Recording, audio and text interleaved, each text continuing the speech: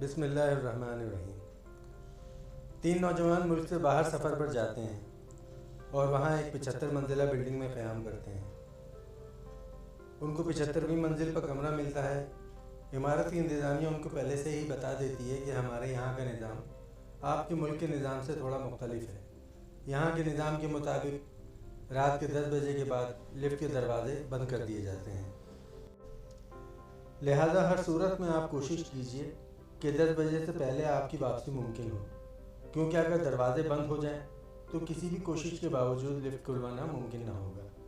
पहले दिन वो तीनों सैर व सयाहत के लिए निकलते हैं, मगर रात 10 बजे से पहले वापस लौट आते हैं। मगर दूसरे दिन वो लेट हो जाते हैं और 10 बजे के बाद इमारत में दाखिल होते हैं। अब लिफ्ट के दरवाजे बंद हो चुके होते हैं। अब इन तीनों को कोई राह नज़र ना आई कि कैसे अपने कमरे तक पहुंचा जाए, जबकि कमरा 75वीं मंजिल पर है।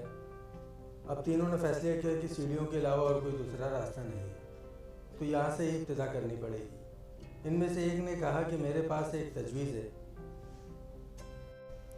उन्होंने पूछा वो क्या? उसने कहा ये सीढ़ियाँ ऐसे चढ़ेंगे, चढ़ते हुए हम सब थक जाएंगे। तो ऐसा करते हैं कि इस तवील रास्ते में हम बारी बारी एक दूसरे को कहानी सुनाते हुए जाएंगे।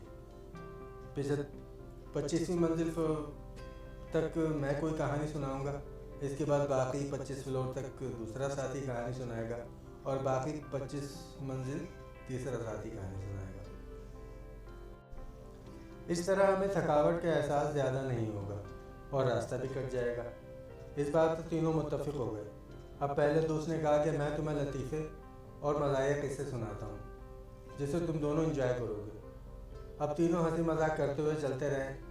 जब 25वीं मंजिल आ गई तो दूसरे साथी ने कहा कि अब मैं तुम्हें किस्से सुनाता हूँ, मगर मेरे किस्से संजीदा और हकीकी होंगे। तीनों इस पर मुत्तफिक हुए और अब अगले 25वीं मंजिल तक वो संजीदा और हकीकी किस्से सुनते हुए चलते रहे।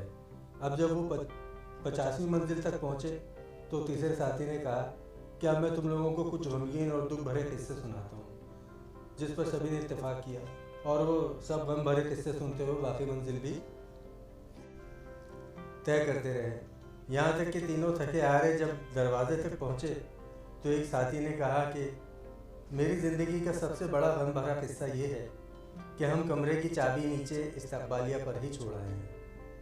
ये सुनकर तीनों पर गशी तारी हो गई। दोस्तों, हम लोग जो कि अपनी ज़िंदगी के 25 साल हंसी मजाक, खेल कूद और फजूलियात में लगा देते हैं, फिर बाकी के 25 साल शादी, बच्चे, रिज़्क की तलाश, नौकरी जैसी संजीदा ज़िंदगी में फंसे रहते हैं।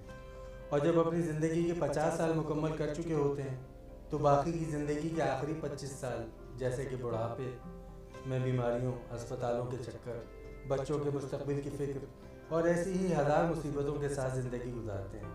यहाँ तक कि जब मौत के दरवाजे पर पहुँचते हैं